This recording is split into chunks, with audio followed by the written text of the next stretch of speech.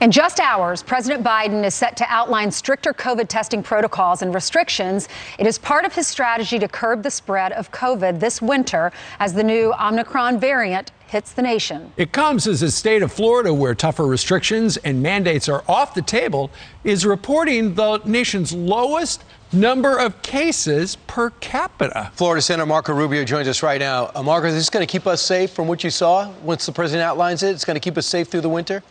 Well, we haven't seen it yet. Look, I think we've now seen, if you look at every country in the world, the pattern is pretty similar. You have a spike that's followed by a drop. And the reason why is it spikes. A lot of people get it. It gives them immunity.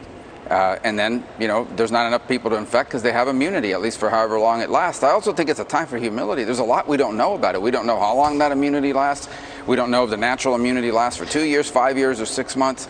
And then on top of that, you have people that are vaccinated. So right now in Florida, I personally know people that have had 2 shots, a booster, and COVID all in the last 12 months. Wow. I'm not an expert, but I would tell you, based on what the experts say, that the chances of those people getting COVID anytime soon is not high. And then so you look at that and you say, of course, the numbers have dropped. And so now they're going to surge in places that didn't have a spike earlier.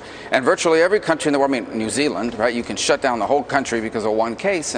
But eventually, it's going to get there because it's a virus. And all we've ever tried to do here, the goal has always not been COVID zero. The goal has been delay getting COVID as long as possible, because the longer you can delay it, the more treatments, the more options, the more we know about it, and so forth. And so, what I do hope the strategy isn't going to be is one that's counterproductive, that in essence forces people to do things that we don't need to do, because all that does is create more strife, more economic pain, and frankly more division in the country. Senator, let's talk about the future of the GOP, because we saw what happened in Virginia. We have midterms coming up in about a year.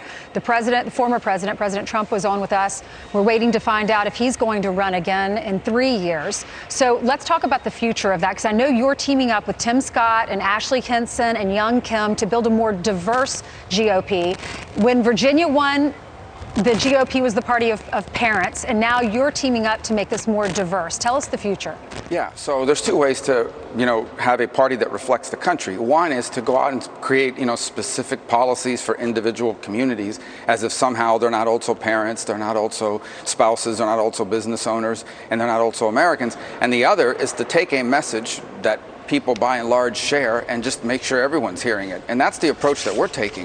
The bottom line is this: if you look at the issues about small business, if you look at the issues about cultural issues about our country, about how we define our history, what we teach our children, what role parents should play in school, what kind of economy we need to have, there really is no distinction between Hispanic Americans, for example, and the rest of the country. They have the same aspirations for their children, they have the same hopes for our country, and in many cases you will find that people that were born somewhere else, that know what life is like in other countries, they don't have time for silly talk about how terrible America is. They know what terrible looks like, and this ain't it.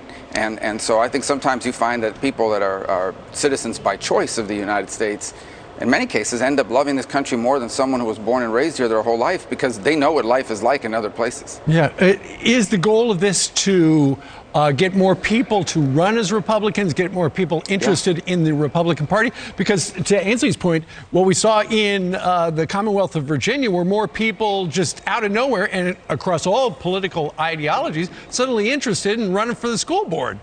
Yeah, across the board. You now have a lieutenant governor in Virginia who's an African-American immigrant woman. You have an attorney general who's a Cuban-American.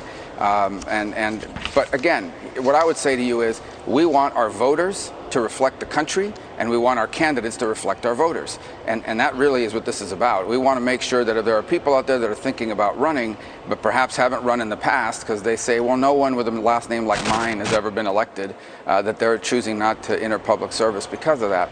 And I think that's a big part of it. The bigger part in all of this, of course, is we made a big mistake 20 years ago when we admitted China to the World Trade Organization, because that was based on the notion that we were going to export capitalism and it would change China, when in fact it's China that's changed capitalism.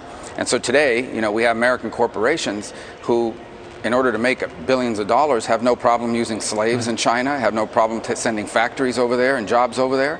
And I think that's a position, and that's something that Republicans need to point to. We need to have a capitalism, not socialism, but it has to be a capitalism that's good for Americans. Real quick, Senator, you also said you got to steer back to the blue-collar worker when it comes to the Republicans. Stop kissing up the corporations. These CEOs don't like you anyway. Yeah, so right now, as I speak to you, we've got CEOs and companies who are quietly lobbying to kill my Uyghur slave labor bill.